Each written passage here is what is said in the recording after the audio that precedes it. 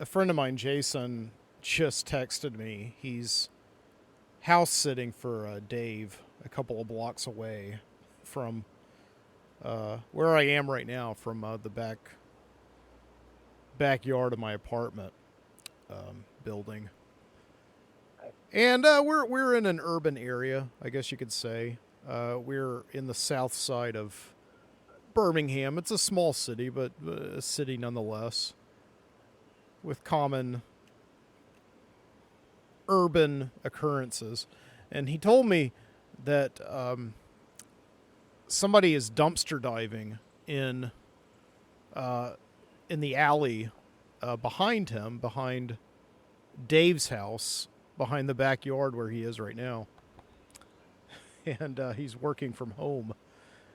And I this is so funny because it just happens so normally in my life. Just experiencing dumpster divers is just something I see every day. And he told me that's just so depressing. I just it's gotten past the fact where I even register it emotionally. I don't know, these dumpster divers. I told them, it's okay. It's not like they're diving for something to eat, like a half-eaten Subway or a donut or something. They're just they're looking for scrap. And indeed, people around these parts, they throw out things, valuable things, kind of all the time. They'll throw out, I don't know if you can call them valuable, but I mean they'll throw out working television sets. They'll throw out office furniture, and mattresses, and all these things that can be repurposed easily. I don't know if I would want any of them, but they can be taken to the thrift store. I don't think the thrift store gives them any money for it, but there are just like things that people throw out for scrap that I assume these dumpster divers get some value out of somehow. They take them somewhere.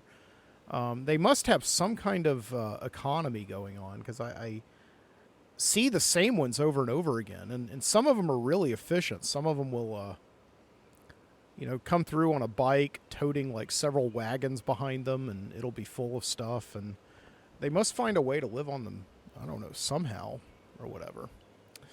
And it's just like, I don't know, there is an economy of the marginalized, I think, around here.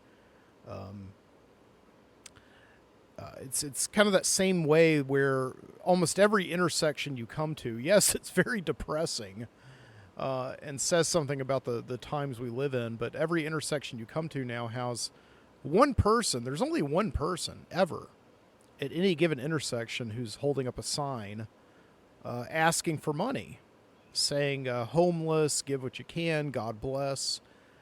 They're holding up these signs, but it's interesting because it's only one person, and it's never the same person on multiple days. Every day it's a different person.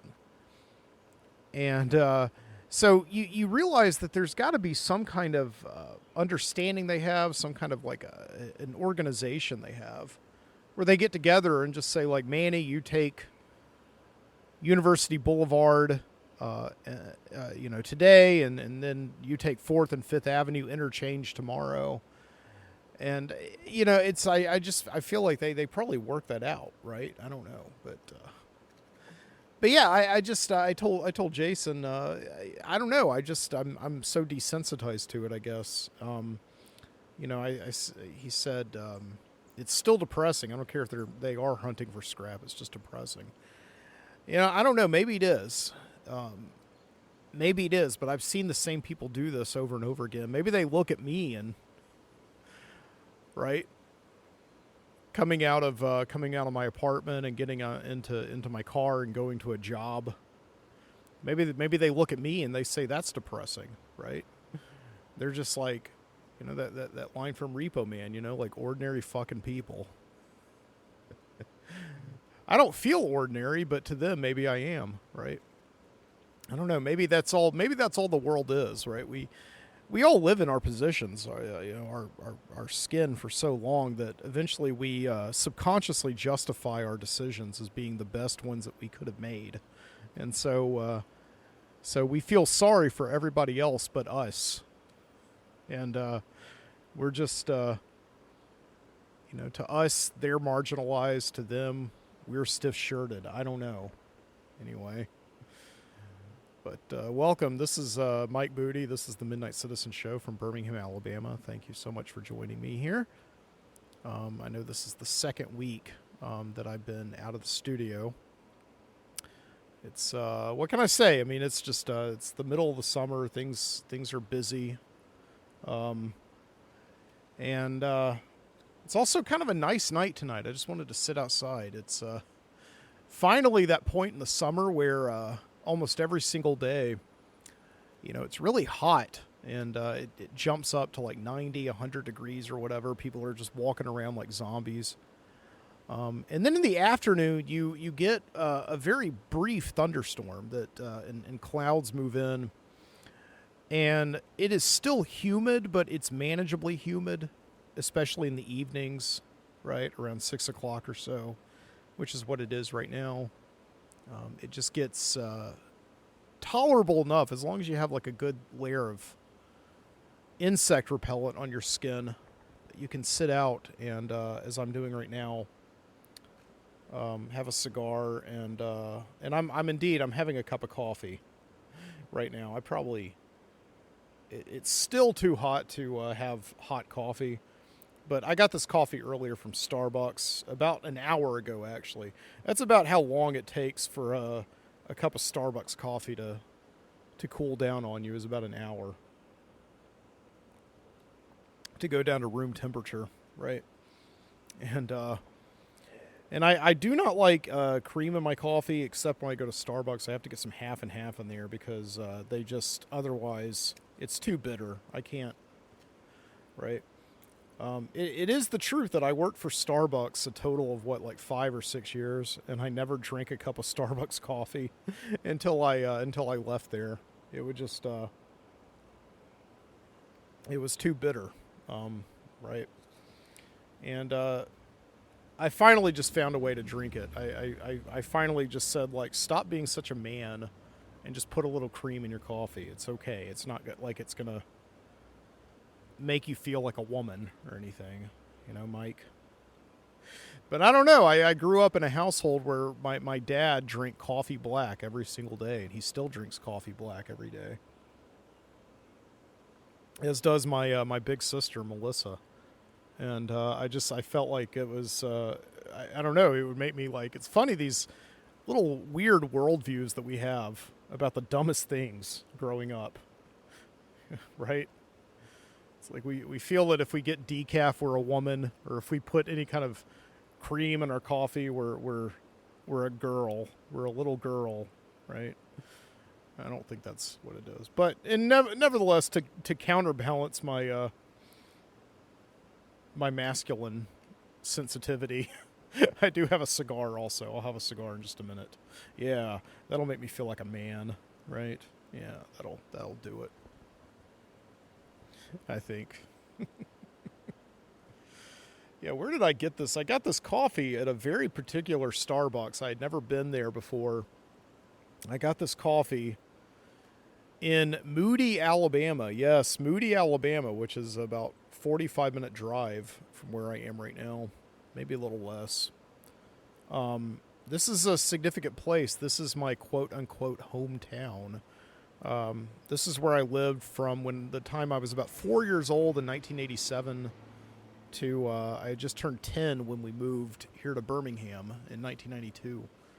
And I hadn't been out there in 4 years. I think the last time I drove out to Moody, Alabama, was just for nostalgic reasons. It was the summer of 2020, and I just kind of wanted to drive somewhere because I couldn't go anywhere else because we were still in lockdown. So yeah, I took a little drive down Memory Parkway to Moody, Alabama. And yes, for those keeping score, my name is Mike Booty. And that's spelled B as in boy, O-O, D as in dog, Y. And yes, I know the name of the town I come from is Moody. M as in Mike, O-O, D as in dog, Y. And we did get a lot of jokes about that when we lived out there. As a matter of fact, more people joked about my last name rhyming with the name of the town than they did the fact that like my last name is very popular. Yeah. Is a very popular name for the posterior. I cannot believe that guy just did that in front of me. We have a next door neighbor who likes to, he lives on the second floor, and he likes to drop trash out of his second floor window. And he actually just looked at me and gave me a long look and then just did it right in front of me. That trash bag could have, like, my car is like sitting right under his window. Could have, you know, dropped it on my car and damaged it. But, you know, that's just the thing when you live in an apartment building. You know, you just live here with a bunch of... This guy is a very young guy and likes to smoke a lot of the marijuana. Fill our hallways with that smoke. What am I saying? I mean, he's got an open window right now. I'm about to light up the cigar and probably get him back with the cigar smoke. So, but, yeah, it's... I don't know how hard it is to just open up the back door and just like walk down some steps and take your trash out, you know, to the dumpster where people can dive for it. I don't know. So yeah, I did not intend to go out to Moody, Alabama today, the place where I used to get so much flack just because I had this last name Booty and it rhymed with the name of the town that I was in. And it really wasn't until we moved to Birmingham when people really started to like make fun of my name for just sounding like, it's like people used to be like, in middle school, some of them would be like, hey, Michael Ass. Like, that's what they would call me. You know, yeah. It was, you know, in a way it's kind of good, you know, it builds up a thick skin, right? I guess, I suppose. I don't know. But yeah, I was not intending to go out there today, and I took a shift with Amazon, because as it stands right now, I'm kind of in a hiatus, a teaching hiatus, between the spring and the fall. So I start teaching again. I start teaching college composition at the university in August. And until then, I really don't have, I guess you could say, a regular job. And so I'm just taking whatever I can right now, and I'm delivering food, and I took a shift today delivering packages with Amazon. You know, Amazon has this program called Flex, which allows you to just in your car go and pick up packages and just deliver them all over the known universe. And I don't really do it that often. The reason I don't like doing it is because Amazon just lets you accept the shift. They tell you how long you're going to work and how much money you're going to make, but they don't tell you where you're going. And so sometimes you might get paid like $27 to just go and pick up a package from, you know, like the General Nutrition Center, GNC, and then take it 5 miles down the road. You know, you get paid $27 for that. And then other days like today, you accept $45, and then you have to drive all the way out to Moody, Alabama, and which is, you know, 45 minutes away to your hometown. And as a matter of fact, Moody was not like the destination. That was just where I ended up. Where I really had to go was a place called Margaret, Alabama, and ended up really close out. I was actually about to text my friend Alex, who lived out there, and just say, like, I'm in your neighborhood, but I didn't want him to feel obligated to take me in or anything for the day, because I could have really used the bathroom by the time I got out there. But yeah, you know, yeah, you're out in the country when you're out in Margaret, Alabama. You know, I mean, it's like it's so far out there. You know, in Birmingham, I think this is like most American cities. You know, what used to be called the country is now the suburbs, right? Like there are definitely suburbs that sort of mask themselves as country. You know, these people who pay probably, you know, $700,000 for property out there to go and live where it's just there's not as much congestion, and you know, so these are places like in these places where you used to see pickup trucks. Now you just see Teslas driving around everywhere, right? And there are these these planned communities where it takes like you have to give them your social security number to get in them at the gate, right? Although I did go out to a neighborhood today, way out in the quote unquote country, right, which is really just a nice way of saying the out there suburbs. And the security guard was like, they want to know literally everything about you. They want to scan your driver's license. And I said, I'm just delivering a package. And he says, oh, yeah, for who? And I was like, for Amazon. And he was suddenly like the gatekeeper of Oz. He was like, well, why didn't you say so? And he just opened the gate for me, right? So I drove out there. And, right, so, but where I ended up, where I was today, where they wanted me to go out to a place called Margaret, Alabama. Margaret, right? A place that was so far out there that is truly the country, right? Truly pickup trucks and with big stickers that say, Trump and let's go Brandon and all that. And it just was like, Margaret was probably named after the only woman who's ever lived there. I don't know. But it was out there. And by the time I got out there, it was, it had taken me almost about an hour or so to drive out there. And I would have, I don't know, gotten rid of the shift. Amazon does give you the option to just like decline the shift if you see that it goes too far out there. It does affect your standings and, the possibilities of you getting further orders down the line. But I did decide to go and accept it because it was just one of these days where I was, I don't know, just one of these summer days where I was kind of feeling like I just wanted to get out of the city. And in this summer of me and my wife, Jessica, dealing with just these huge tasks, right? Like taking the dog to the vet and then paying for those vet bills. And, Jessica's working every day teaching summer camp, and she's rehearsing for a new show where she's going to play Carole King. And it's just, and I'm working all day long to try and keep up with our bills. Just a lot of pressure builds up, and I don't care how much you got to do. You really do just need to take some time for yourself. So most people generally would take a vacation of some kind, but me and Jessica, who normally do take a vacation during the summer, just the way that our schedule worked out, and also, of course, the way that our bank accounts have been working out, we just haven't had any money or time to take a vacation. So I kind of realized that, right, just this trip out into the country, well, just take a mini vacation, right? Just treat it like a vacation. It's just like I said, like justify things, right?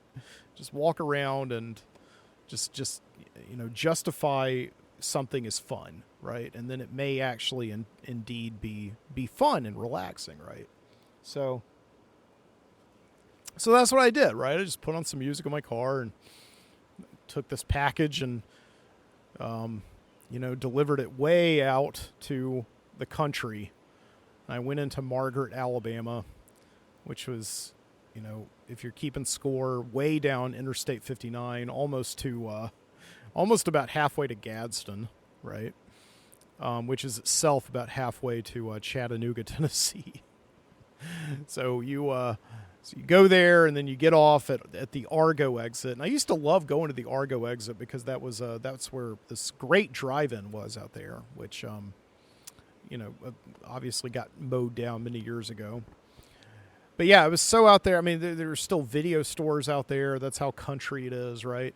Drive through Trussville and then Springville, and then you're to Margaret. And there's one Mexican restaurant in Margaret. It's just called Margaret Mexican Restaurant. I saw that and I thought that was great.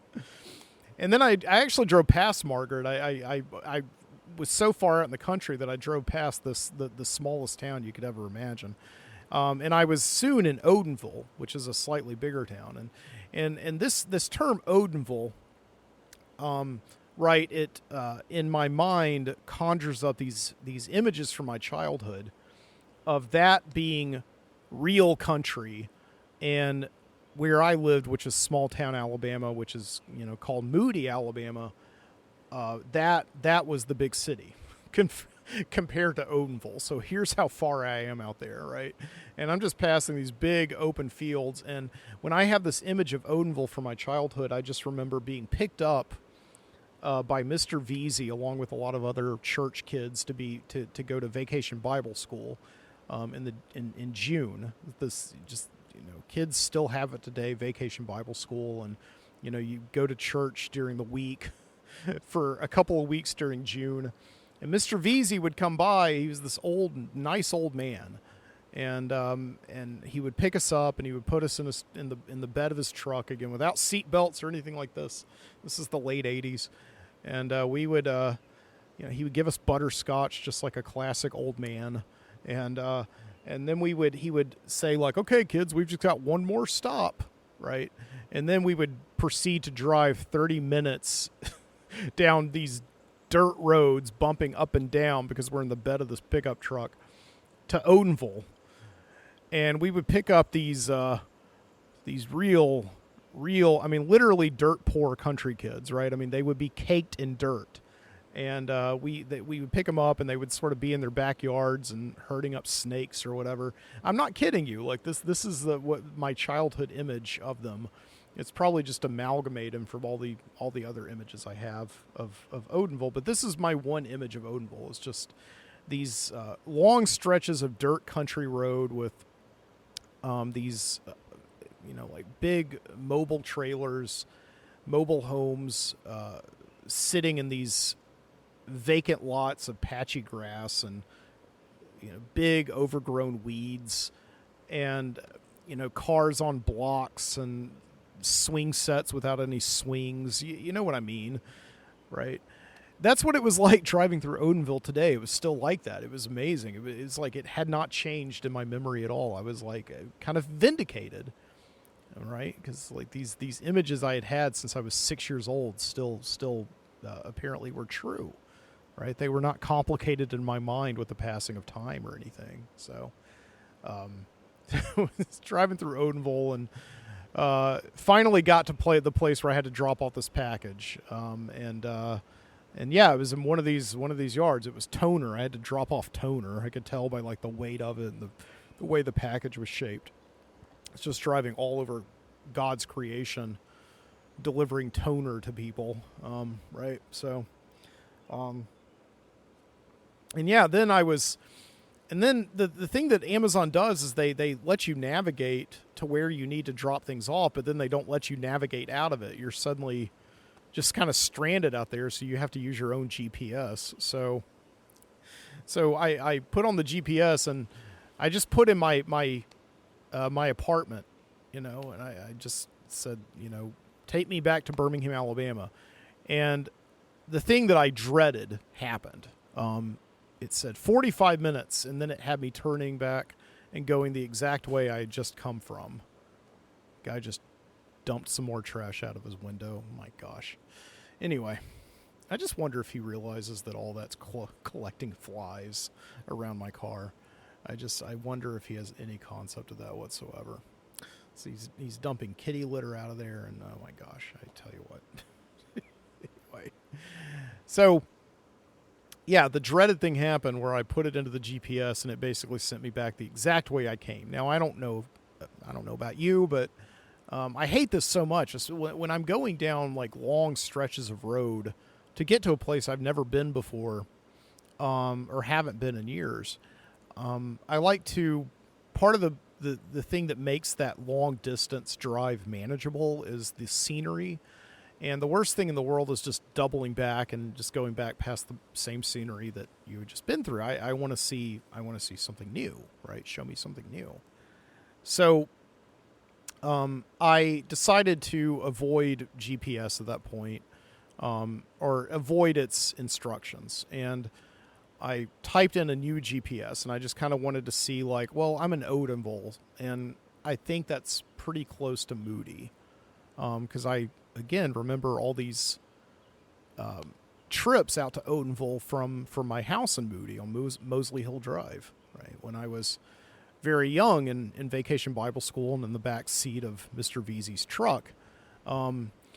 And yeah, let's just see my recollections are correct. So I typed into my GPS Moody, and all these different things came up where I could drive, and sure enough, it was a little bit longer. It would have it added about 5 or 6 minutes onto my journey, but it was taking me back to Moody and to get on the interstate. So I just took that way. So this all happened this afternoon. I just got home a few minutes ago from, it took me to Moody. The GPS coordinates that I punched in were Moody City Park, right? And this is a very important place to me. This is where I went 4 years ago when I took that nostalgic drive, back to Moody. And the city park was, it's still there, obviously. I mean, it just seems so long ago. I guess if you think about it, it was about 32 years ago that I moved away from there. But, this is where I was in Little League, and this is where all of the big events in the town, it really did feel like a very small town when I lived there, in Moody, some 32 years ago. I just remember having this very strict feeling of community, right? You would go down to the park and you would see all the same people. They would all be there. And, my parents seemed to have a pretty close circle of friends there. And everything kind of revolved around that First Baptist Church where we went to Vacation Bible School, the Moody First Baptist Church. And of course, as a kid, I was like, First Baptist, that must mean it's like the first Baptist church that's ever been, like the First Baptist. And I of course, putting that together with, now I have said before on the show that I was a very dumb kid. But I thought that I was going to church in the first church that had ever existed for a while. And I remember, in the looking for in the ditch across the street for the cross that Jesus hung on. I felt like, how, again, I was a dumb kid, so I don't know if this is just you either as well, but when you're a kid, you just feel like everything that's ever happened in the history of the world happened within about 6 square blocks of where you grew up, right? So I just felt that, Jesus had been crucified, right, in that plot right across the street from our church, right next to the gas station, and a few feet away from the entrance to the mom and pop video store where I would rent all my Masters of the Universe videotapes. So, but everybody knew each other, right, in that church. And then we were, of course, all the kids were in Little League together. It's just one of these weird times where all the parents were the same age, all the kids were the same age, and we all just sort of seemed to do that. Now, what I found interesting about this, and I many years have gone by, and I haven't thought about Moody at all, and I just kind of found myself at the beginning of COVID in 2020. Really remembering it and thinking about what it must have really been like, especially for my parents, because they had moved us from Anniston, Alabama. My dad had gotten a job in Birmingham, and I don't think he wanted to move us as a family to the city just yet. I think he wanted us to have that kind of small town experience of growing up that he had and that my mom had. They had both grown up in Oxford, Alabama, and gone to Oxford High School, and they're pretty much their entire lives had been there. And so I think they wanted us to have that small town experience, but my dad still wasn't going to commute all the way into Birmingham, right? To or bring us all the way to Birmingham to have that, So I think like what he wanted was something in between. So he brought us to Moody, which, now that I think of it, I didn't realize it at the time, but you could very much call Moody a bedroom community of Birmingham. Okay, and I think it was just becoming that in the mid '80s when my parents moved us there. And the way that I know this is because growing up, there seemed to be two very definitive types of people that were around me, and this was, and they seemed to kind of be divided by class, right? So there were the children of the people of the parents who had worked in Birmingham, right, and had these kind of, like, my dad worked for a bank, so he very definitively had a white collar job. And then there were the people who I guess had always been there, right? Who kind of you know, serviced those people. So it was like blue collar and a white collar, and we were all living there in the same place. And I think the reason my dad moved us there, like I said, is to give us that small town experience that he had grown up with, because he had grown up an army brat, right? And my mom had grown up the daughter of a blue collar, you know, employee for U.S. Pipe, who kind of had a white collar job. He was not an executive, but a manager within that company.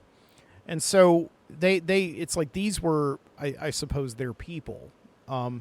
And I think also just the home values were probably a lot more manageable than moving to Birmingham and buying property on the outskirts of the city, which was, you know, beginning to expand. And I suppose property was rising quite a bit. So, you know, we moved out to this town, and it was just kind of this mixture of the sons and daughters of white collar and blue collar people.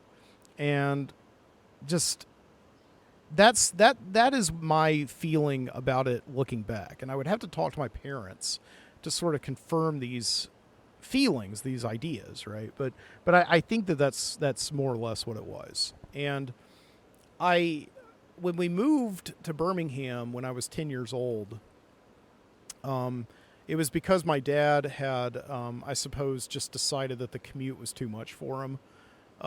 Going down the interstate every day, coming home at night, having to go to all these, because it was like me and my two sisters. So I'm sure that every other night was some event that he had to go to, either for school or for like our scouting or whatever, or church or anything. And I'm just sure that he was just tired of that. And I think that they just wanted us to probably also be in a better school district. Like my mom was a teacher, and I think she was just ready for, you know, to teach someplace else, and just for us to kind of go to a better, you know, into a better school district, like a lot of parents are motivated to do, right? And so when we moved to Birmingham in '92, I don't remember shedding any tears at all about moving away. I was really excited, primarily just because we were moving from this, you know, ranch house to a 2-story one, and there were also kids in my neighborhood that were my age, so I was excited for that. And yeah, there didn't seem to be many tears about it, but I don't know. I just found myself kind of looking back on this a few years ago at the beginning of COVID, and just thinking about how I've been living here in Birmingham for so long that I didn't really think about the fact that I kind of did have a completely different life and a completely different childhood. And you have to think about like what would have happened if you had stayed there, right? If I had stayed there and, you know, gone to Moody Elementary School and Moody Middle School and Moody High School, right? And there was, you know, one friend that I had when I was growing up who is now in prison for murder. He did murder somebody, and he was kind of my best friend growing up when I moved to Birmingham, he came to visit, and I came to visit him a few times. But as young people do, they just grow separate, and they grow apart, right? And obviously that thought has kind of always been in my mind. If I had stayed in Moody, would I have followed him into some of those crimes, right? I don't know. That's an eternal question, right? Yeah. All right, it's just a few more minutes later now, and my Zoom recorder ran out of battery just now. Yeah, I was kind of playing a game of chicken with that. It said that I had no battery left when I started recording 35 minutes ago. So I made it a while on it, on fumes, I suppose. Yeah.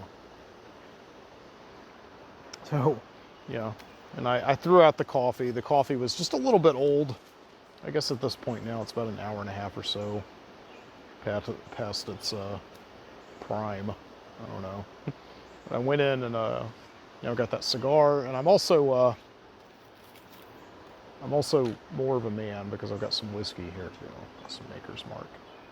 So it's Friday night here. And yeah, this is interesting. I got this Maker's Mark down at the liquor store, and it was there was a coupon attached to it. Save $4 by text. It says save $4 off the purchase of one 750 milliliter or larger bottle of Maker's Mark bourbon. So that's what I got. So I got this coupon. So it's got a little QR code here that you need to take a picture of, I suppose.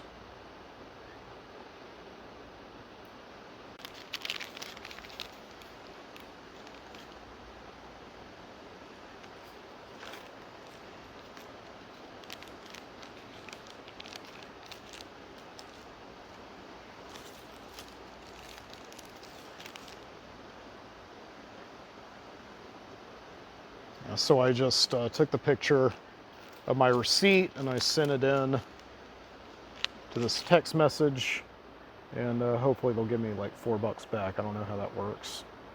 I don't know if I've ever done a rebate before. Could probably save so much money, especially off my whiskey, of which I buy a lot, right? So yeah.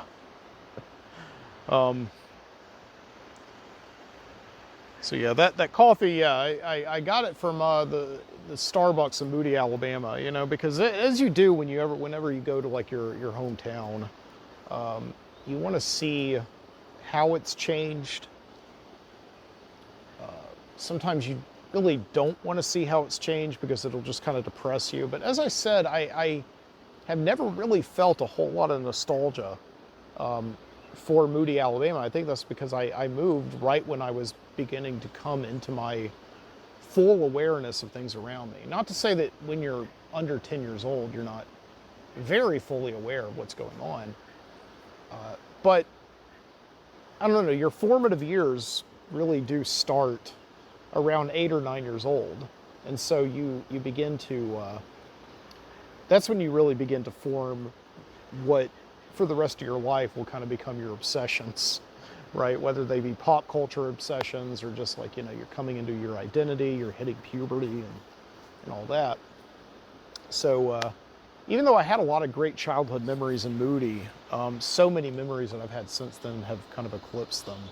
So, but like I said, I started out at Moody Park, at the municipal park there, because I just have so many memories of just going there as a child and playing Little League there and just meeting up with all my friends. And I was really hoping that when we would, when I had gone there tonight, there was going to be like a lot of activity at Moody Park. You know, it's a Friday night, and I was hoping there was going to be like some baseball games going on in the Diamonds, which are still there. You know, there were going to be kids on the playground, and there were going to be like maybe some ice cream trucks, or I don't know, like some food trucks, barbecue. I don't really eat barbecue, but I like the ambience of those trucks, right? People lining up. But there was nothing. The parking lot was completely empty. It was so sad. It was almost like it was, you know, central casting for how depressing it kind of was. It looked like still a very well kept up park. It looked pretty much exactly the same as I remember it. The baseball diamonds were maybe a little bit more manicured than they had been when I was a kid. But other than that, like I just remember there's this big building in the middle of the baseball area, the baseball diamonds, where on either side of it, you know, announcers could sit up there in their booths and kind of call the play-by-play of all the games. That's still there. I'm surprised that in 30 years that hasn't been knocked down in favor of some other kind of structure, right? And I just remember being at the carnival, the summer carnival at Moody Municipal Park, and there's a big game that was set up there at that baseball announcer building, right next to the bathrooms, where you could, you know, I don't know, throw like a ball into like a glass and win a fish. You know, you would throw it into like a glass of fish, and you could win whatever fish were in there. So I did that. We ended up coming home with 3 fish. Like my little sister Melinda and I came home with 3 fish. And I think my older sister felt really jealous, so my mom took her the next day to the pet store and got her a fish. So my sister and I, we had 3 goldfish, and then my sister, Melissa, comes home with this gigantic betta fish, which my mom, bless her soul, had no idea. The betta's favorite food is a goldfish. So we came home the next day, and my sister had 1 fish, and Melinda and I had none. So, right? I shouldn't be laughing at that. It's animal cruelty. But anyway, it happened. So yeah, at Moody Municipal Park tonight, almost no cars were in the driveway, and there was one lone person in the middle of at home plate in the baseball diamond, and he had turned on a pitching machine and was just like hitting balls by himself. And it could be worse. The park could not be there at all. It could be replaced by like a Dollar General or something. But all right. But yeah, it just like when I was growing up, that whole main drag that goes all the way from where the intersection where you turn off to go to Moody Moody Elementary School and my house, that whole drag was full of just, I could almost like tell you business by business what was there. And some of them, I'm surprised to say, were still there, right? There was that very easy pay gas is still there, right? Where the intersection is, where you turn to go to my house. There's Moody Motors, which I was still surprised to see was still there. One of those like classic used car lots with all the flags going around it, all the bunting. And just that tiny little trailer home where you would go in and shake hands and make a deal with the guy in there. The only thing that had changed about Moody Motors was the kind of cars they were selling. They weren't selling, 85 LeBarons anymore or something. They were selling like, they weren't selling Teslas, but you know what I mean. Yeah, the only thing that was really sad was that, yep, right there in the middle of everything was a Starbucks, right? Moody has moved into the future. I remember you used to be able to come off the interstate and probably not find a fresh cup of coffee unless somebody was willing to like invite you into their home and give you some. You maybe had to go to like the Hardee's or the McDonald's in Leeds to go get a nice cup of coffee. And so yeah, just to kind of be ceremonial about it, I moved into the Starbucks. I went into the drive-thru just to kind of embrace the modernity and just to experience a little bit. I got a Starbucks coffee, and just thinking that everything about Moody had changed. And I was pleased to see at Hatton, things still felt a little bit slow in Moody because it took me 30 minutes to get my coffee. I sat there, no kidding, for about 30 minutes in the drive-thru while I was waiting to get my coffee. And they eventually felt so apologetic about it that they gave it to me for free, which was nice. It's this very small town, nice thing to do, right? I do feel that is something about Starbucks, right? It's indicative of the major national coffee chain. It tries to adapt these like small town values, right? Yeah. But as I moved a little bit further down toward the interstate to get back on 20 and come home to Birmingham, I noticed I didn't need to like sit in Starbucks at all. I actually could have gotten, I had 3 more chances to get coffee before I got back on the interstate, right? There was this like machine-made coffee drive-through place. One of these places that you pull through, it takes like 1 employee to run it, just pressing buttons on a machine. And then there was a Dunkin' Donuts, right? Yeah. So I could have stopped there at Dunkin', So, yeah, it was just,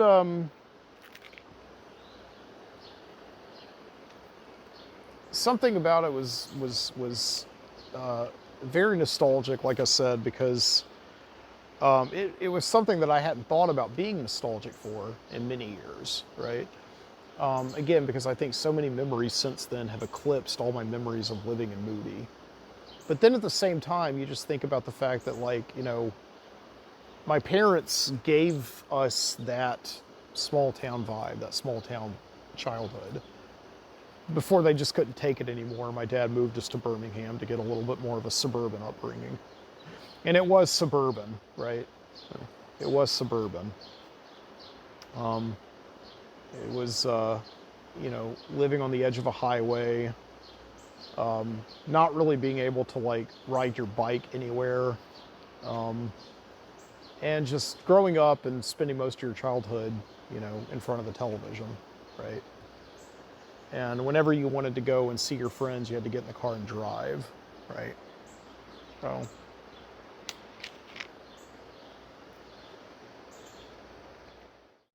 All right, it's the next morning now. And I've got new batteries in the Zoom. I had to record on my phone those last few minutes last night. So, and that slob has still not picked up his trash. It's just laying down here next to my car. Flies are buzzing around it. It's been split open. I don't know. It's just the oddest thing, ironically, some of the neatest people in our neighborhood are the dumpster divers. The people I was telling you about last night who just roam this neighborhood and look for scraps. And my wife encountered one of them last week who was actually putting things in our dumpster. He was going around and just like noticing that a bunch of people had like just thrown trash everywhere around the dumpster except in it. And my wife just said, thank you for that. The guy just said, yeah, I just noticed it was kind of a mess. I mean, can you imagine how messy something has to be for a dumpster diver to say that's a mess, right? And he was just helping us out. So, I don't know. I mean, that's just the thing when you live in an apartment like my wife and I do. You just get transients or just people who move in who are very young. Either they're starting out living alone, like the only other place they've lived in their life is with their parents. And they are just not used to not having somebody around to babysit them and tell them how to be a good neighbor, right? How to be sanitary for the sake of the people that you share a roof with, right? And yeah, they just do that. Or they're people at the very end of their lives, right? And or just who are in between houses or have just been divorced or something like that. And we've gotten a fair share of those. My wife and I are a little bit different in that, right, we're apartment dwellers by choice, and we're just kind of in the middle of our lives and just have not made that leap and gotten a house yet. Right? We've been in the same apartment now for 13 years. And I know that economically that doesn't figure out right. We could have just gotten a house years ago and we could have been paying into a mortgage and getting equity, right, and all that. And I understand all that, but I don't know. At the same time, it's just a house is some serious business, right? Every time you pay rent on a house or on an apartment, something breaks and it's kind of taken care of. Somebody can come and fix it. Your landlord can come and fix it. And you can just kind of get on with your day and do what needs to be done. With a house, right, if something breaks, you have to go to the Home Depot. You have to kind of fix it yourself, or you have to hire a contractor if it's really serious business.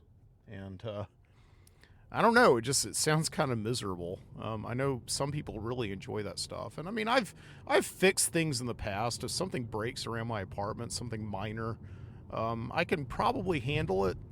But like if it's like a plumbing issue or something like that. But But I don't know. I mean, there's other reasons that we haven't bought a house either. Number one is just the housing market is terrible right now, and it's so damn expensive to buy a house. I can't even tell you, and to maintain it on top of that. And there's also just the simple income issue, mainly being like right now I don't have any, so things are looking up somewhat, right? I mean, I just finished graduate school. I did have a job for a while there teaching high school, and I paid into retirement and had enough money left at the end of the month to donate to NPR and all that. And I gave that up. I just wasn't really enjoying it anymore, to the point where I just wanted to continue doing it. And I just wanted something new, so I went back to school. And now that I finished school, like, I'm going to continue teaching the fall, so I've told you about that, so that's good. But yeah, until then, I'm just out here right now, 11 o'clock in the morning on a Saturday, just prowling the highways and byways of Birmingham, looking for work. Right, I've got my Grubhub app turned on, and I'm going to be searching for Amazon jobs. They kind of come up periodically throughout the day, so maybe I can get another. I'm not going to take another job that looks like it's going to take me out to Margaret, Alabama, or Moody. As much as I enjoyed going to my hometown yesterday and sitting in a Starbucks for 30 minutes. I did, by the way, go by my old house. I didn't mention that. Yeah, yesterday it's my old house just sits right there off of the main intersection in Moody, and so it really was no problem at all to just drive over there. I actually drove past the entrance to the neighborhood. I completely missed it the first time. It didn't look familiar to me. It was all kind of overgrown and just yeah, I missed it. And yeah, then I went down there. Our house is the first house on the left when you go into the neighborhood, and pulled into the driveway. Still looks exactly as I remember it. And it just doesn't look like in 30 years no major cosmetic work was done. The only piece of the landscape which was any different was there was a doghouse in the backyard. I noticed we didn't have a doghouse back then, so somebody had put a doghouse back there, and there was a dog who kind of studied me very curiously. It's a German Shepherd. And again, it just felt like the sign. I've always said that there's this thing that's so weird when you live in some place for so long and then you surrender it, you give it up, right?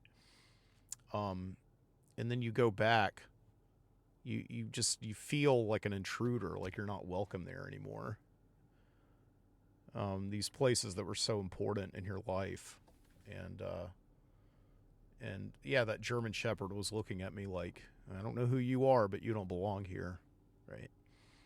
And I wanted to tell that German Shepherd, no, I used to live here. I used to play in your yard. Right? I used to shoot basketball. There was the basketball hoop that was still there that my dad put in cement when I was like 9 years old for Christmas. And yeah, it just felt weird, but yeah, there was actually, I was happy to see that there was Power Wheels parked in the carport. You know those Power Wheels? Those, like battery-operated, bite-sized cruisers that you could get as a kid that kind of had this, gave you this feeling of independence and driving and all that. And I was very happy to see that there was a Power Wheels parked in the carport. It was like a Barbie... Power Wheels with Barbie design. And, yeah, I had one of those when I was about 4 years old. I remember my dad got it, and he assembled it and gave it to me for, like, my 4th or 5th birthday or something. And you would charge that thing all day long, and then you would get about 20 minutes out of it. And every time I went out in it, I remember my mom, like, just kind of had to stand in the carport and watch me, make sure I didn't go out into the road or anything like that. Make sure that just independence, that newfound independence, didn't just take off with me and go to my head, right? I've never really considered my parents like helicopter parents growing up, but that was a little bit extreme, Mom. Like, where am I going to go? Where am I going to go? To Tahiti? Come on. In a Power Wheels, right? But one thing that I was surprised about at my old house was there was this big patch of woods that, of course, to me as a kid seemed much bigger. But now it's just, I don't know, it's like maybe a few 100 square feet. And there's really no reason for it to be there. And I was very happy to see that it's still there, that in 30 years the owners didn't chop it down to kind of, give themselves some more green space out front, to give themselves some more kind of open grass area. They just, it's still there, it's still up. And I remember every year, my mom was a teacher at Moody High School, and every year, of course, her kids would come by and roll our house. And that's how I learned as a teacher, never give the kids your home address. But, but her teachers, her teenagers that she taught, they were kind of like, that show Head of the Class, where it's like Howard Hessman teaches this very small class full of like the school's brightest kids. Well, that was kind of the class that my mom taught, only instead of being like incredibly bright, they were all juvenile delinquents. And, or what Moody High School considered juvenile delinquents, right? Like these were guys who had gotten their girlfriends pregnant or had, breached the school's moral or ethical codes or something, and they would kind of be put into my mom's classroom because, she taught special education for the first 20 years of her career before she started teaching the actual really bright kids. And she started teaching Latin. And these kids would, I remember one of them, his name was Tony, and he was always really cool. Like, I liked Tony a lot. And they would go down to the gas station, one of the gas stations that actually passed last night, and they would go and rent, like, Nintendo games, like on the Nintendo Entertainment System. And they would rent, like, Mike Tyson's Punch-Out and things like that. And they would bring it to our house because we had a Nintendo. My dad got my older sister Melissa a Nintendo for her 13th birthday. And they would come home over to our house because they wanted to play the game because they didn't have a Nintendo at their house. So we would stay up all night with them and just play Mike Tyson's Punch-Out and things.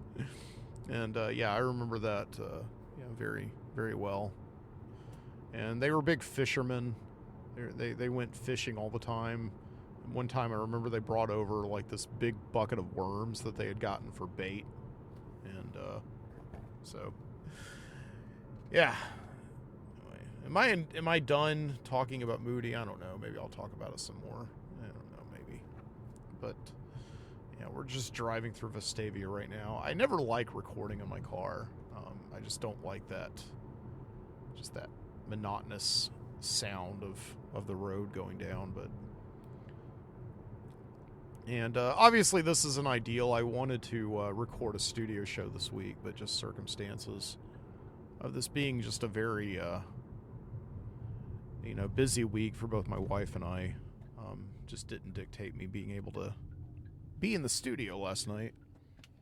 And also, as I said, Jason, I started out the show talking about Jason, my friend Jason, who is house sitting for my other friend Dave, who's out of the country this week with his girlfriend Stephanie. They're in Switzerland.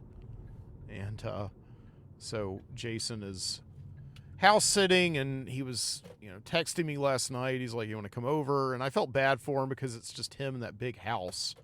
It's like The Shining, only he doesn't have Danny and Shelley Duvall to talk to. And so he's just alone there every night, and they've got this big backyard, and he's been hooking up the projector and watching movies, projecting it on the big back wall back there. And so, I just felt bad for him. He texted me. He's like, he just seems very lonely. so I went over there last night in lieu of doing a podcast in the studio and hung out with him. and we watched a movie. We watched this movie last night called 2 Days in the Valley. And this is one of those movies that came out in the mid-90s, right after Pulp Fiction. And there were a lot of, if you remember, a lot of Pulp Fiction imitators and just general Tarantino imitators and ripoffs came out in the mid-90s. Like there was this movie, Things to Do in Denver When You're Dead. And we watched another movie the other night called Clay Pigeons. We were just trying to find all the Pulp Fiction ripoffs of the 90s. And other movies also that kind of rip off Fargo and like also Twin Peaks and, you know, these movies that take place in like a small town and involve both folksiness and extreme violence, right? We were kind of interested in those because you missed them when they came out the first time because you were just like, you dismissed them. You're like, it's a Pulp Fiction ripoff. And you kind of felt that if it was good enough, you would have eventually seen it, right? But yeah, like 2 Days in the Valley was very much, I think, marketed back then as a Pulp Fiction ripoff, and I guess on the surface it kind of is. You know, like the idea of a Pulp Fiction ripoff is at the very least, you've got to have two wisecracking hitmen in it. You know, these hitmen who just ride around cars all day and talk about pop culture things, and that's kind of counterbalanced by just the extreme acts of violence that they commit, right? Because I mean that was key to the opening 30 minutes or so of Pulp Fiction, you know, with John Travolta and Samuel L. Jackson riding around in the car and talking about the Royale with cheese and you know, Fox Force 5, that television pilot. It's like, you own a TV, right? Or you watch TV. What does he say? I don't know. She did a show called A Pilot. What's a pilot? I don't know. I can't quote Pulp Fiction. I haven't seen it in years. He's like, I don't watch TV. Yeah, but you are aware that there's this box, and on that box they show shows, right? There we go. Yeah. Every year they do a series of shows. From that series of shows, a few get picked up. She starred on one of the ones that didn't get picked up. So, you know, they're talking about like you know, pilots and television and Burger King in France, and then they go up and they find like Frank Whaley and his two guys who have like ripped off the mob, and so they shoot them for revenge for Marcellus Wallace. And that's like the opening 30 minutes of Pulp Fiction, and it's just that combination of, you know, these two guys in like these black suits and black ties, and just looking so stylized and just, it's visually just amazing. It was just this amazing visceral image, and just counterbalance with the things that they were saying, the things that just all the wisecracks, and the way that they just are so cool, although they're talking about like the most trivial stuff. And then, of course, going from that to, you know, seeing what these guys do for a living, which is killing people, right? And taking somewhat, you know, a lot of joy in it. You know, Samuel L. Jackson, of course, has that great monologue where he's like, and I will rain down on you with vengeance and furious anger, right? And it's just, he's taking sadistic pleasure in all of this. And this is a guy that you've come to like, you've come to appreciate and enjoy spending time with, and then suddenly he's just committing this horrific act of violence, right?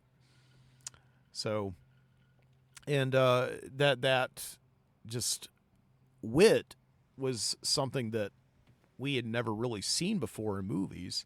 And so it made Pulp Fiction become one of like the biggest movies of the 90s that everybody saw. And of course, everybody wanted to, like all the hot young filmmakers in town wanted to naturally imitate and show audiences how cool they could be too, I suppose. Right. So yeah, like the from Pulp Fiction came out in 94. So from like, you know, January of 1995 onward until I suppose like the early to mid 2000s, there was just a string of Pulp Fiction imitators. And 2 Days in the Valley comes across as one. It's got a big ensemble cast who all seem to be having different stories, and those stories kind of interweave with each other. And the main story is like there's these two like hitmen played by Danny Aiello and James Spader, and their job is to assassinate the husband of this woman played by Terry Hatcher. And it's not really clear, and if you want to see the movie, I won't spoil it. There's kind of a twist there. But James Spader tries to pin the murder on Danny Aiello by shooting him, and Danny Aiello is wearing a bulletproof vest and gets away, and holds up in this in this ranch house in the valley with this art dealer and his assistant. And then at the same time, there's these two vice cops played by Jeff Daniels and Eric Stoltz, and they end up running into Terry Hatcher, who brings them to the murder scene. And all of these, things kind of, all these stories intertwine. And the movie has, and the thing is, on top of that, like, just on the surface, it seems like a Pulp Fiction ripoff, but I think it's its own thing. I think, like, it's a pretty good movie. I guess out of maybe 4 stars, I would give it about 3. Because it's got enough, like, witty dialogue, and I would say, like, Pulp Fiction has this, it does have, like, some heartfelt moments in it, like, the dance scene between John Travolta and Uma Thurman is really good and very heartfelt. But on top of that, Pulp Fiction has a bit of a nihilistic edge to it. I think 2 Days in the Valley is much more heartfelt, and while I was watching the movie, it was strange how sentimental it was at times, right? It was very odd. Like, Eric Stoltz is a vice cop. He's tasked with going to this massage parlor that's basically a front for a whorehouse. And his job is to, arrest the woman inside who's giving, like, hand jobs to people. But he feels like he doesn't fall in love with her, but he just feels like this kinship with her in some way, and like just ends up letting her go. And and there's like, it's not like in Pulp Fiction where like surf music plays or anything like that, or some kind of obscure song from like a 1970s movie. It's just like this modern 90s, adult contemporary kind of thing that plays to hit home the fact that they are not in love, but they have a connection of some kind, if that makes any sense. So, yeah, I was telling Jason, it's like, who directed this movie? Because a lot of these Pulp Fiction ripoffs are directed by, like, in the 90s, are directed by young, up-and-coming filmmakers in their 20s, just out of film school, who have as much, film knowledge as Quentin Tarantino, and they want to show you, the audience, how much they know and how cool they are at the same time. And I said to Jason, who directed this movie? Because it seems like they just, they kind of they got the memo that, movies that are like Pulp Fiction are being greenlit right now. But they also seem to be doing their own thing with, like, the heartfelt sentimentality of this movie. And Jason told me it was this guy named John Hertzfeld. And I was like, who is John Hertzfeld? I've never heard of him before. And I guess it makes sense because 2 Days in the Valley was his, he never really did much after that. And Jason's watching it on this Blu-ray that he got. And sure enough, it's John Hertzfeld is not a young guy. When he directed 2 Days in the Valley and wrote it as well, he wrote the screenplay. He had been working in movies since like the mid 70s, and on the one of the special features on the Blu-ray that Jason had was a conversation between John Hertzfeld and Sylvester Stallone. And we turned it on, and apparently they're like really good friends. Like, John Hertzfeld and Sylvester Stallone were in school at the same time. They're contemporaries. They came up together, and they've always been really good friends. And John Hertzfeld just directed Sylvester Stallone in some movie for Netflix or whatever. So yeah, like we're watching this, and this guy John Hertzfeld is like in his late 70s, and he's talking about the great 1970s, the silver age of cinema, right? And he's like, me and Sly, meaning Stallone, me and Sly used to stay up all night, and we would have these contests of writing screenplays, who could write the most pages and things like that.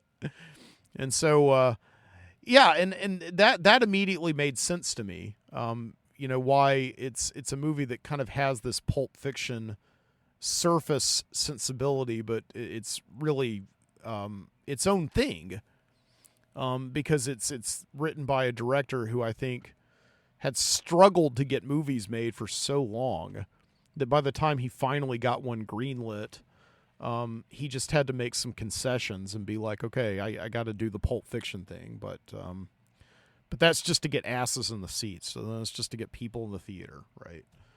Beyond that, I can do my own thing. I'm John Hertzfeld, right? So I think that's what it is. But yeah, like John Hertzfeld's other credits included, he was a big director of the ABC after school specials. He specifically did this movie called Stoned, where Scott Baio plays this bullied high school student who turns to marijuana to cope, I guess.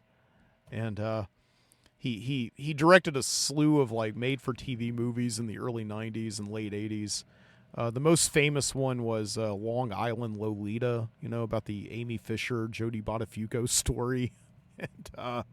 And then right before 2 Days in the Valley came out, he actually won some awards with this TV movie made for HBO, which I believe I like vaguely remember. It was called Don King Made in America. I think that's what it was. But yeah, it was about the wrestling promoter Don King, played by Ving Rhames from Pulp Fiction. So there's another Pulp Fiction connection.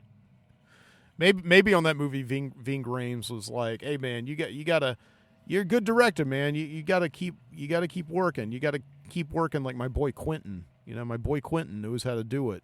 And so maybe he said, like, if you want to get a movie made, you got to make a movie like my boy Quentin. I don't know if he said that, but I don't know. Anyway, so yeah, but I would say like 2 Days in the Valley, check it out. That's a movie I completely avoided in the 90s because it just looked like totally Pulp Fiction. But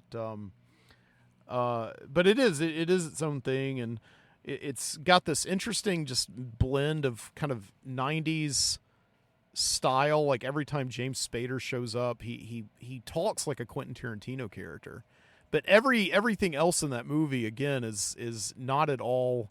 It's not stylized dialogue like Tarantino. I was telling Jason, it feels more like that movie Down and Out in Beverly Hills, right, where it's just a lot of kind of California comedy and kind of one-liners, and that makes sense because the director of Down and Out in Beverly Hills, I think his name's Paul Mazursky, is actually in it as an actor. So I think John Hertzfeld liked Paul Mazursky. I don't know, but it's yeah, like just an example of one line. Like Paul Mazursky's like this former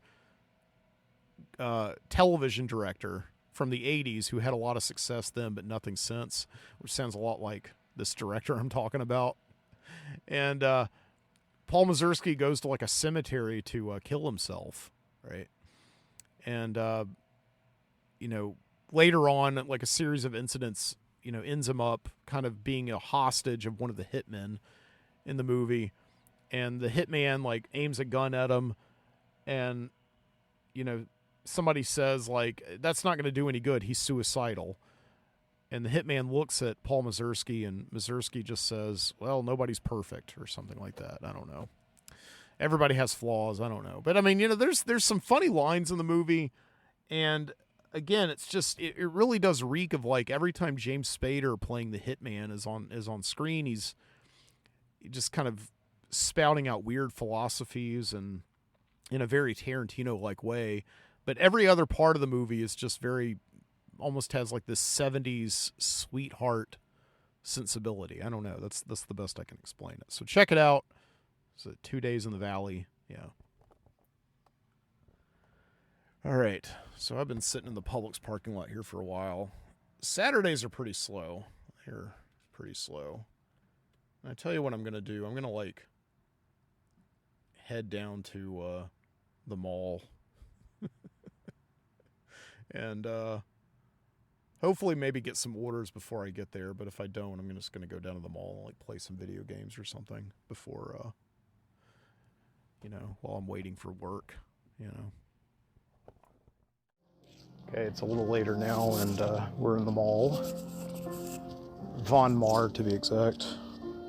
Just kind of one of those perfect, lazy Saturday mall days. It's been in the middle of the summer. It's been raining outside, kind of storming. And people are just coming in here to kind of escape the humidity, get a little bit of conditioned air, you know what I mean? And, oh man, there's like piano music. I thought it was actually coming from the actual grand piano they've got. They've got a baby grand here in the lobby of the Von Maur. And occasionally they'll actually have a pianist playing music, but I guess not today. It's piano music that's just being piped in. Yeah, I'm at the Galleria Mall.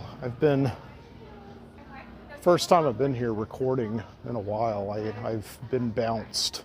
Longtime listeners of the Midnight Citizen Show will know that it's used to be something of an annual tradition of mine to come and record a podcast in the Galleria here in Hoover, Alabama, and be bounced by mall security. Because, you know, I would, of course, have like a recorder with me. It was not something that the mall cops recognized. I guess they thought I was just like podcasting with a bomb or something. But now I've got my phone. And the headphones plugged in, so it just basically looks like I'm talking on the phone right now. I just look like everybody else, walking around with earbuds in. And yeah, here we are. You wouldn't know that the mall, this mall is kind of dead right now. I'm actually seeing kind of a lot of stores that are open right now. The Hot Topic, Aeropostale, White Barn, Bath and Body Works, Zoomix, or whatever it's called. Zoom is at the top of the escalator there, which of course is in the place of the old Suncoast Video where I worked in high school. But they've got these virtual reality games here. And yeah, I'm gonna go get a coffee in another place where I used to work, Starbucks. But the Starbucks is closed down. And now it's just called Galleria Coffee. Galleria Coffee. I guess the Galleria just kind of owns it. I don't know. How you doing? Can I just get a small drip coffee? Small brew coffee? Yeah. Room for cream? Maybe just a little bit of half and half. Half and half? Okay, Yeah. $3.28. Okay. Hang on just a second. Thought I had a 5 on me. Yeah, there you go. There you go. Thanks.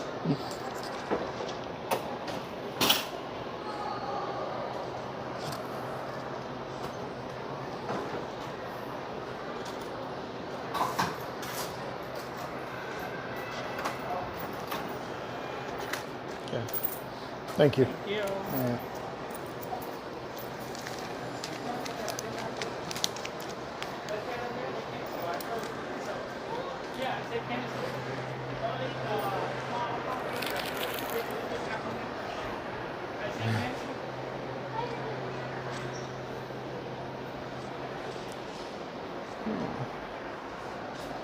The rabbits here. So they did this for the Easter. Cacti decorations. Hi.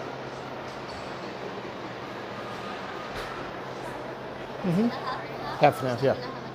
Oh, just, yeah, we'll top it off. Top it off, yeah. That's good. You need more coffee for that? No, I'm good. Yeah, here we go. It's not my first cup today. Sugar is on the side, is over there. Okay, great. Thank you very much. Good day. I'm kind of liking putting half and half in my coffee. I don't know why. I've never really done this before. But I've started recently. Like I said, I know there's always this stigma that's been attached to it for me recently. I don't know if it's like a Southern man stigma, like I'm a girl or something if I put cream in my coffee. But I'm enjoying it, you know, kind of that whole ritual that I'm doing right now, like stirring it up, licking off the stick, and putting it on there. Now I'm going to do one of my favorite things. Haven't done this in a while, which is just I grab a coffee, I walk around the mall. And yeah, the Galleria Mall is alive and well. The only thing that I just really hate is that there's no store that I want to go into. It is like being in a video game where you can walk around these gigantic spaces but not go into any of the rooms. It exists almost completely solely for ambiance, to give you a sense of place, and that's about it. That's just what the mall is now. Maybe if I had a little bit of money in my pocket, I would go to get some new shoes. I always need some new shoes. But I'm not even gonna pretend to look for any right now. Yeah, here's Buckle. It's so funny. I used to walk through the mall, the Galleria Mall, and just look at all the places and think about all the jobs I once had here. But in recent years, every time I walk through the mall, I just think about all of the shootings and the fights that have been here and all the incidents that have gotten us on the national news. Oh my God. Yeah, like I just walked by a shoe store, Buckle, which looks like it's permanently closed. They just haven't moved out all the inventory yet. But yeah, a few years ago on Black Friday, my wife Jessica and I were here. And right after we walked by this big gang of youths standing outside that Buckle. And then about 5 minutes after we left the mall that night, there was a gigantic fight that made it on the national news. And then the next year there was a shooting on Black Friday as well. Somebody shot somebody else and then threw the gun in the Santa land. That's a true story. They found this pistol laying in all the snow there, right next to the line where all the kiddies line up to get their pictures taken with Santa Claus, right? It's just a shame. But I gotta tell you, I mean, despite all that, I don't know, it kind of feels like some days when you come to the Galleria, you're going to like the beach in Amity from Jaws, right? You know, it just feels like something could happen, but until then, people are having as good a time as they can.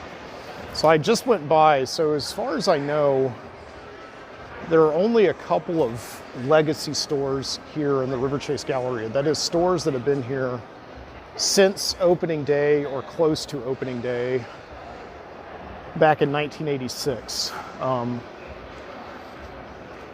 I believe that the only one that's left is Spencer's. Spencer's Gifts. I just walked by there. You know, they sell all those novelty gifts. It's like a store for stoners or whatever. And of course, every time we came in here for a field trip in middle school and high school, everybody would immediately flock to the Spencer's. And I always loved the way that store kind of played practical jokes on you. Like as a little kid, you just really wanted a Playboy, and you went in and you saw some clever clerk from Spencer's Gifts, I guess probably under the advisement of corporate, had taken a magazine and placed it just behind another magazine. So what you see is Playboy, and you're like, oh my God, it's a Playboy. And under it, you see like all of this, you know, you see like white flesh, right? Like, oh my God, it's a Playboy. And it's not in cellophane or anything. You go up and you get it, and it's a Playboy, and that white flesh you saw was the white flesh of a pig. So, oh man, they skunked me. They skumped me. I'm the victim of a prank. Right. Spencer's Gifts. Walking through the food court right now. Pretty busy day.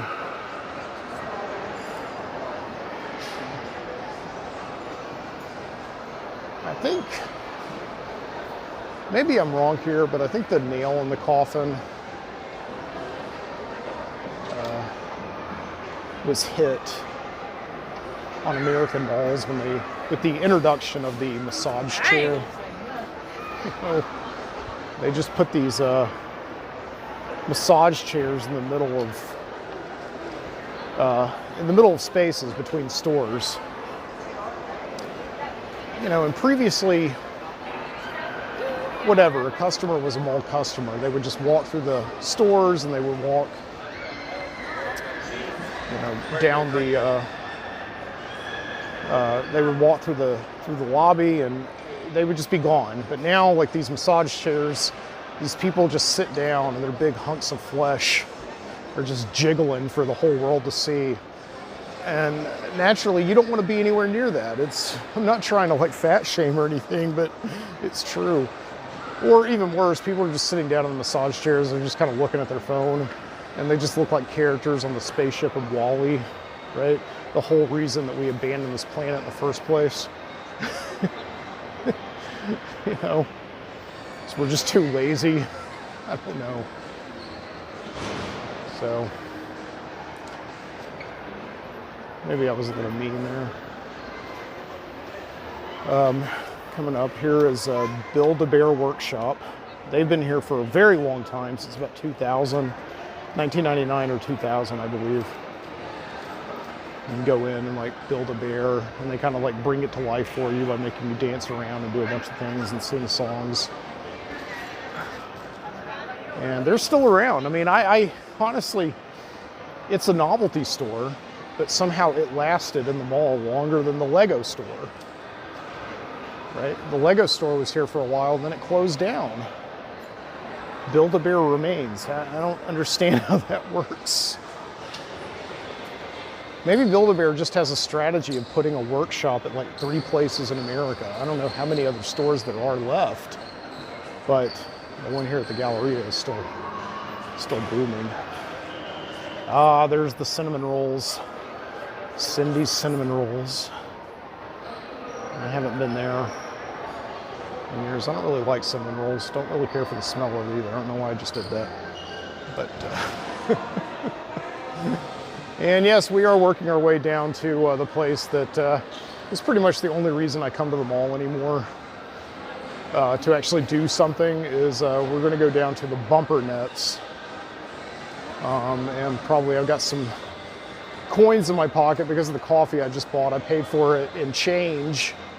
No, I paid for it in cash. I had a $5 bill. I got a tip from a customer this morning. And of course I paid it forward also. Whenever I pay money, or whenever I pay for something with a cash tip somebody gives me, I usually try to tip the people that I pay. But I did get some money back, some coins. So I'm going to go down here to Bumper Nuts and put some of those coins into probably a pinball machine, I guess. I don't know. Yeah, here it is right now. Here's Bumper Nuts. And place again that's been here for a very long time, since about 2000, about the year 2000, so probably as long as Bumper Nuts or is Build-A-Bear.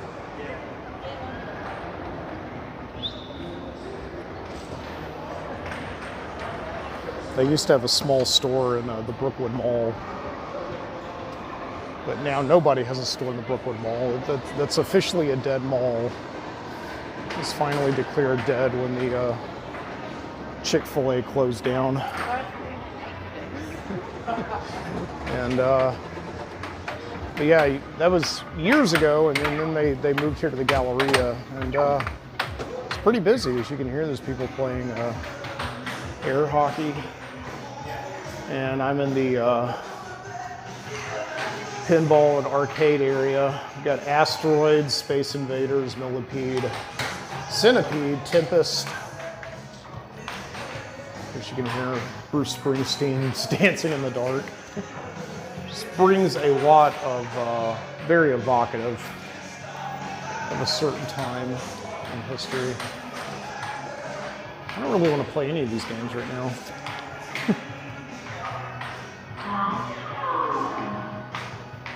Let's see here.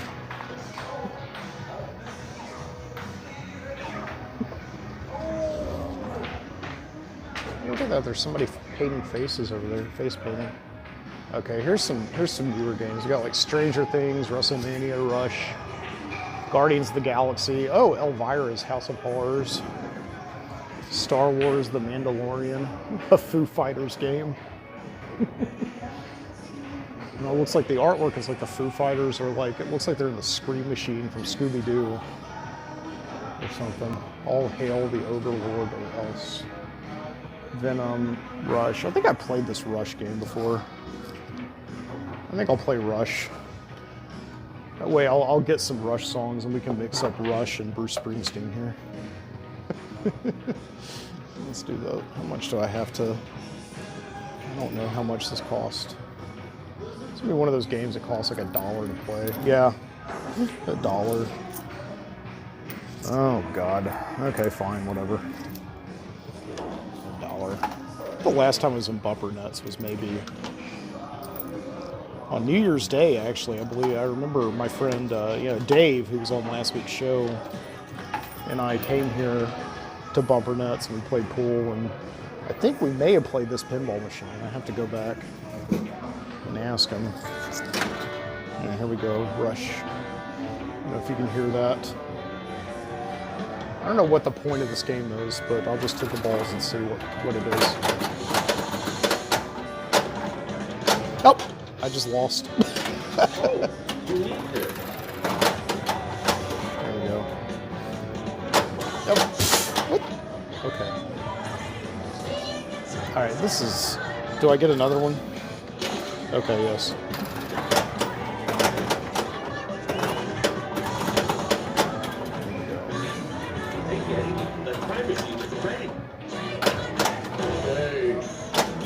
Oh man. Oh shoot. Alright, this is... I never can keep up with pinball. It moves too fast. It goes way too fast. Oh.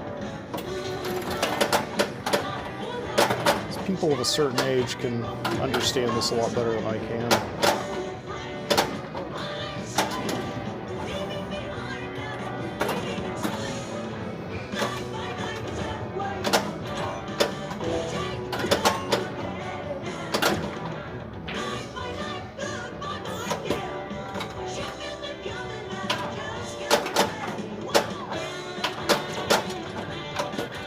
Understand for years that pinball was illegal because it was, I guess, considered gambling or not a game of skill. And what was it, like in the 1970s that it came back?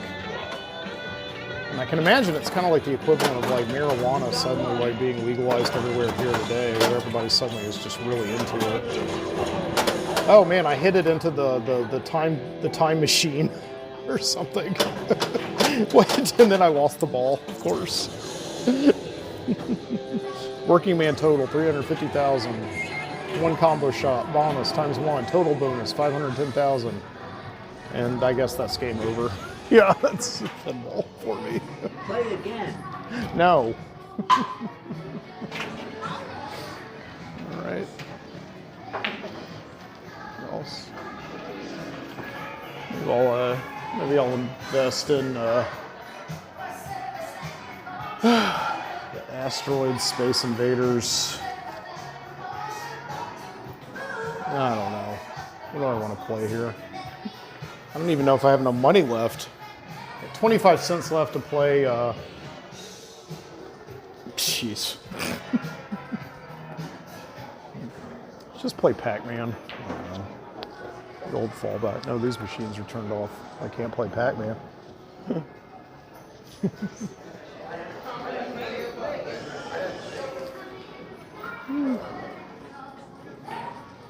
All right, I've got 50 cents left, I think. 50 cents. Actually, I got a little bit more. Let's play Elvira. Do I have enough left to play Elvira? I think I've got 75 cents. This is the worst thing. It's like you're 1/4 short of another game. I can't believe this. All right, I guess that's me. I guess that's it for me today. Hey, how you doing? Good, man. How are you, Homer? Hey, did you get a sample? A sample of what there? Sample her cakes. Oh my gosh. Sweet Oh. cheese. Yeah, it's the best cake you Oh, ever yeah? put in your mouth. It's Erica's I may do that. I don't know. She just give you a little sample. So it's not too Okay. much. Hey, let me ask you something. Yeah. I'm 1/4 short of another You need a game. quarter? Yeah, would you? That's covered. Anytime. Anytime. Thanks, buddy. We'll I appreciate celebrate it. 25 years in business. I've been coming here for 25 years. I came to see you when you were at Brookwood Mall years You ago. started when we 25 years ago. I know. Man. Yeah, it was a long You're so time young. ago. Yeah, I was young back then. I'm a little bit Man, older now. you're but still young. Yeah. Man. I know. Yeah, I Well, you can't- too. You There's are a too. free game, right? No, I was playing Rush. Yeah, I'm gonna give it a go. Another go. Is it John Wick out front? No, I'm not a big fan of John Wick. I can't. It is so fast. Is it? Hey, Yeah. you got to play Pulp Fiction. It is really cool. There's a Pulp Fiction game Yeah, out here. it's brand new. I may actually do that. I was just thinking about Yeah, that it's movie. right out front here. Okay. And then there's an AC/DC. We brought it back in. Okay. Thanks, man. Yeah. Congratulations. Long customer, dude. Yeah, of course. I come in here like every time I'm in the Galleria. You guys, Mike. Mike. I really appreciate Here's the your quarters. business, man. Enjoy. Thanks, Homer. All right. Okay, we'll play Pulp Fiction then. All right, that was Homer. That was the owner of the business. As you heard him, he was playing 25 years, and he gave me a free quarter just now. That's awesome. God, I hope I'm recording all this right now. That's the thing about being on my phone. I have no idea if I'm recording or not. All right, did I get it? Come on, stay in character. See, here's the synchronicity. I was just talking about Pulp Fiction, and now I'm playing Pulp Fiction pinball. Let's do it. Okay. I mean, I want to help you, but I don't want to lose my wife doing it, all right? I want to help you, but I don't want to lose my wife doing it. Oh, God. And it just went back through the flippers. All right, so let me look at this Pulp Fiction pinball here. Okay. So we got Vincent and Jules on either side of it. We got the wallet that I guess I'm supposed to shoot into that says bad motherfucker. Big Kahuna bonus. Jackrabbit Slims, or the bells on it that you can hit, and I just lost another ball. Oh, and now it's, oh my gosh. Okay, here we go.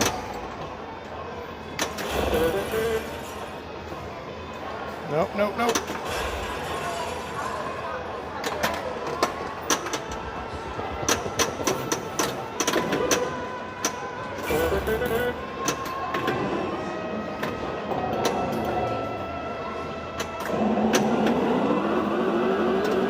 Oh gosh.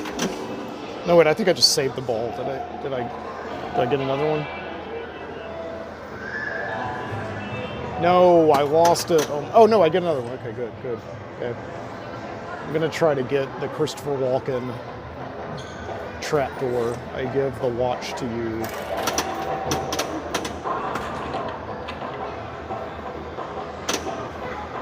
That's where he kept it for 4 years. Up his ass. He died of dysentery. Oh gosh. Alright, I think I just lost the game. Yeah, didn't I? I think we should be leaving now. Pulp Fiction the game. That was good. That was a good way to end it. Okay. All right. Let's head on out. And I think what we're going to do now is I'm going to take this coffee, hop in the car, and jump across the street to the Barnes & Noble bookstore. I have it on good authority that the best time of year has arrived in retail. All Criterion collection DVDs and Blu-rays are 50% off. I almost got ran over by one of those like roving battery-operated furry animals, driven by a preschooler, driven by a kindergartner. Yeah, Barnes & Noble is selling everything at 50% off that is the Criterion Channel collection. I love that stuff so much. I'm gonna go check it out. Perhaps even buy a movie. I don't know, we'll see. They're normally like $40, but you know, for the next couple of weeks at least, they're all $20. They've got great, just beautiful packages of great movies. I don't know. And pretty much the only physical media I ever buy anymore is the Criterion collection. So I'm gonna head over and check it out.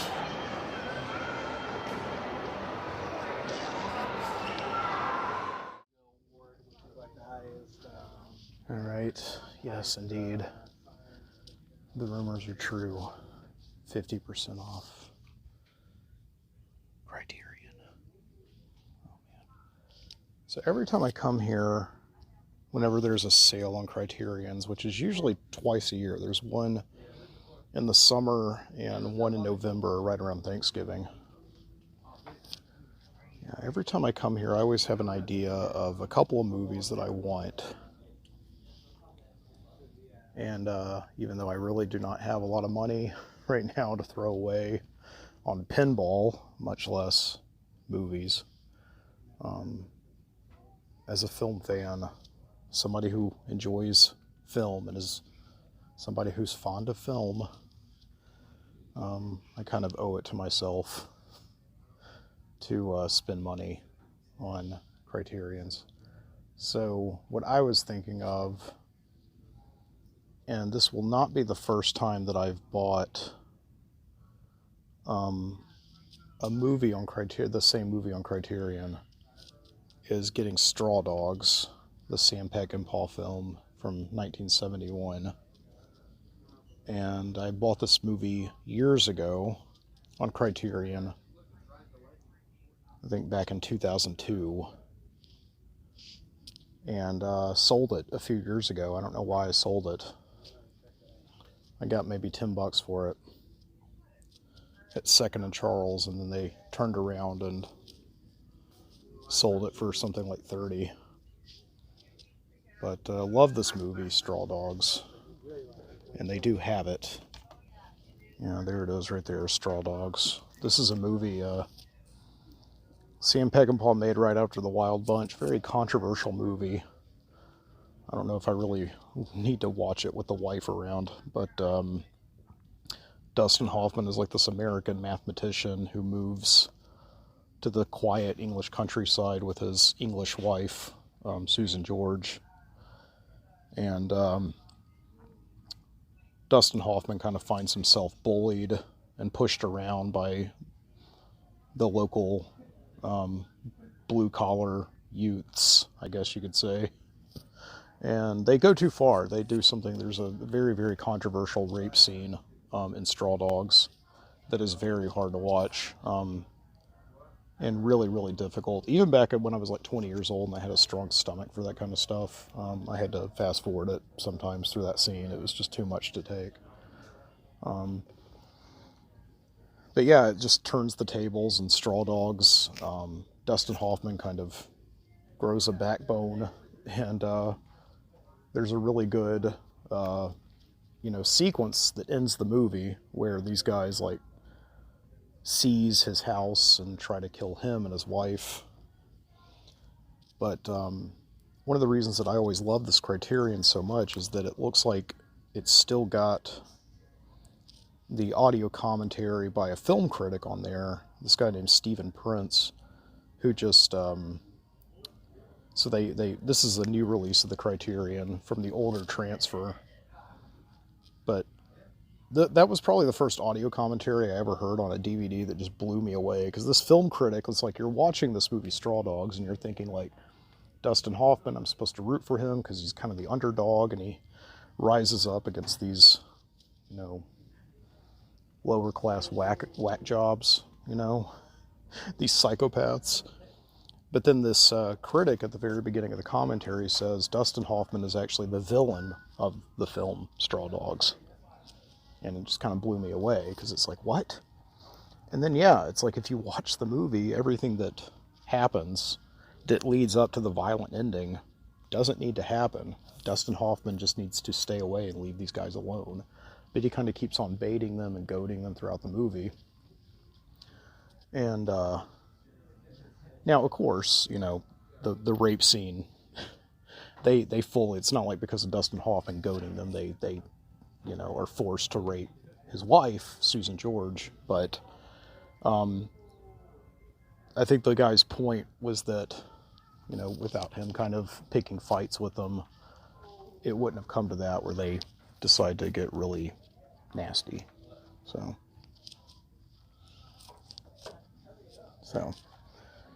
yeah, there's Criterions, so many that I've got. Mulholland Drive is a good one. Give Me Shelter, the Rolling Stones movie by the Maisels. That's a great one. There's The Funeral. I'm not familiar with this one. It's a Japanese film. Yeah. Others. Of course, Repo Man. Repo Man was so funny when it came out on Criterion, because that's the most anti-Criterion movie to sort of release a movie that's as anti-capitalistic as Repo Man on a boutique label is kind of ironic in its own right. So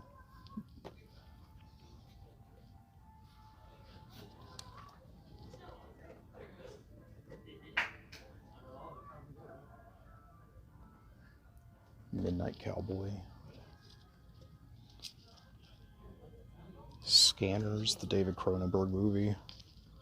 I've always wanted to like that movie better than I do, but you can't deny that the exploding head scene is like the best thing ever put on film, ever. Yeah.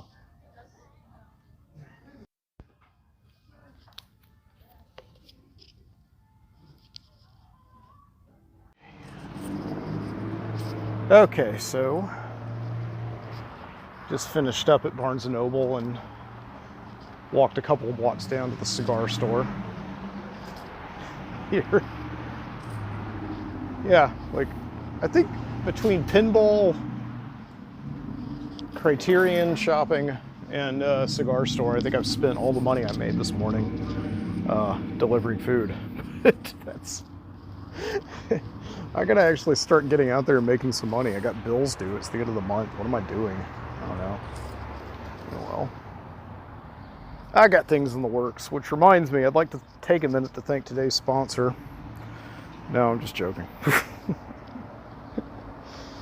That was nice though when I bought my Criterion just now of Straw Dogs. One of the things I just love about these sales is that it just seems to bring movie fans together. You're just there in the aisle looking at all the movies, and suddenly you just start talking to people that you don't know who are looking at the same things. And, you know, we just know, us Criterion fans, we spot each other and we talk to each other about movies. And in this case, the guy that I was talking to was one of the guys who worked there. He was this guy who, when I went to check out, he looked at it and he's like, oh man, Criterion, I got my own stack right here. And he held up like 4 or 5 movies that he had, that he just, that he was buying for himself. And yeah, I looked through those. We just were talking about it, and I'm like, he had like Do the Right Thing. He had Scanners, and I told him like, oh my gosh, you're gonna love Scanners, you know. And he said, I've never heard of Straw Dogs. What is this? So we got to talking about it, and I don't know. It was just kind of like in a world that feels like community is slipping by, especially community that's kind of built around retail and buying things. Right? That was a nice experience. And it's made even nicer because, like, yeah, in this entire shopping center that I'm in right now, this place called Patton Creek, this place that was built about 20 years ago to compete with the Galleria, every single store here is abandoned except for Barnes & Noble and the cigar store. Every other store. Oh, there's a Cajun Steamer restaurant across the street where you can go. So, but yeah, it's every time I come here, it's just so sad. Everything has moved out. There's nothing here anymore. So, but I had that nice little glimmer of community at the Barnes & Noble just now. So, but with that, I want to thank you so much for joining me here on the Midnight Citizen Show. This is a show, once again, that I release every Saturday night. I've been doing pretty well with it, right? I know that I have breaks periodically. I don't have any that I'm planning to take coming up. So for now, just stick right here and enjoy the show every Saturday night. Usually I'm in the studio recording. The last couple of weeks I've been out of the studio just because of scheduling and, you know, working and all that. But last week I've been trying to counterbalance that by just putting out some really good shows. Last week I had a great conversation with my friend Dave, who, as I said, is in Switzerland this week. But before he left for Switzerland, we sat down in his backyard and had a great conversation about all things like Six Flags and Disney and just anything else we talked about. And that's on there, so that's on there along with all the other shows that I've done in the past, going all the way back to 2011. It's 13 years of shows that you can access at mikesbonfire.substack.com. There's a couple of other things I do during the week. Just remember those. On Tuesday, I give you a collection of videos that I pull from all over the internet, mainly YouTube, but I put them together into a collection that I call the Video Street Video Store, right?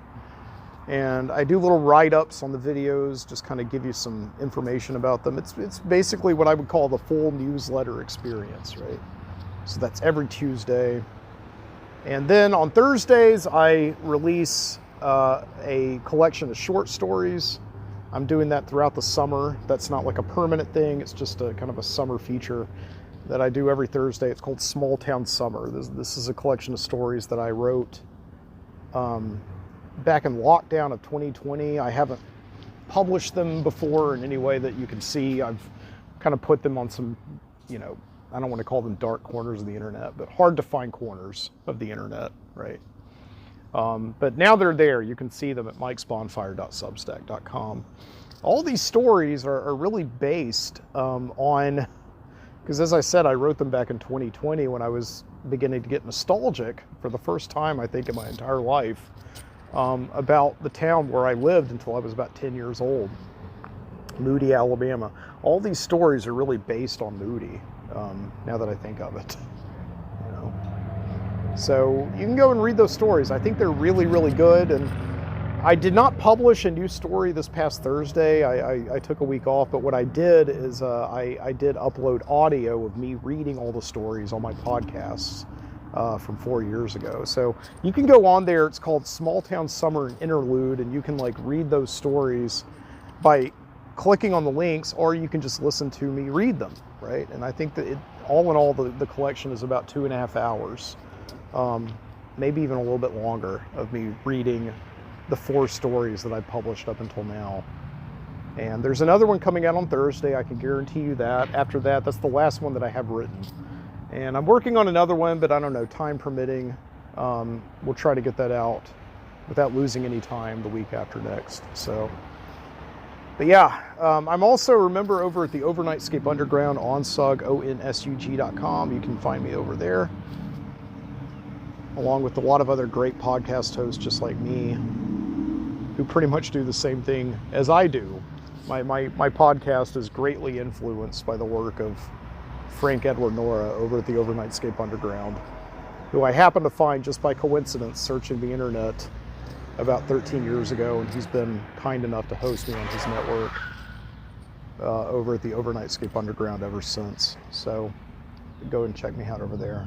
So, and this is a non-commercial venture. I have no sponsors. I don't expect to ever have any sponsors unless they let me do a show without mentioning them and plugging them at all, right? So yeah, and that will go on until the end of time, until I finish the show, whenever that may be. All right. I'll see you next Saturday. Keep your eyes open.